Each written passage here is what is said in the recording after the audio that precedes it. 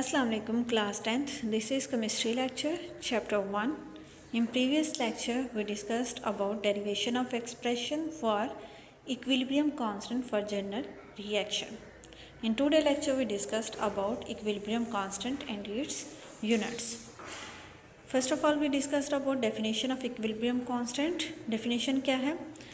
Ratio of the product of concentration of product raised to the power of coefficient to the product of the concentration of reactant raised to the power of coefficient. Formula क्या है? Kc किसको represent कर रहा है? Equilibrium constant को.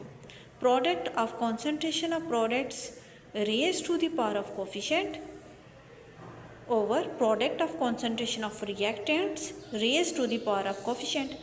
Definition में भी तो ये बताया गया, ratio of the product of concentration of products raise to the power of coefficient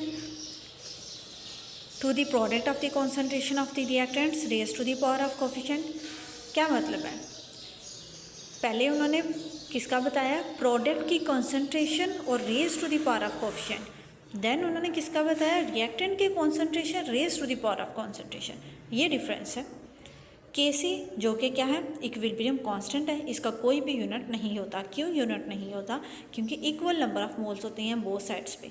जितने रिएक्टेंट्स होंगे उतने ही प्रोडक्ट्स होंगे. रिएक्टेंट्स की कॉन्सेंट्रेशन भी सेम होगी, प्रोडक्ट की कॉन्सेंट्रेशन भी सेम होगी. इसीलिए तो इक्विलिब्रियम कांस्टेंट कहा गया है कि उसका कोई भी यूनिट नहीं होगा. तो ये था आज का लेक्चर. आज के लेक्चर में हम लोगों ने इक्विलिब्रियम कांस्टेंट और उसका यूनिट देखा है. इक्विलिब्रियम कांस्टेंट की डेफिनेशन देखिए. यूनिट उसका कोई नहीं है.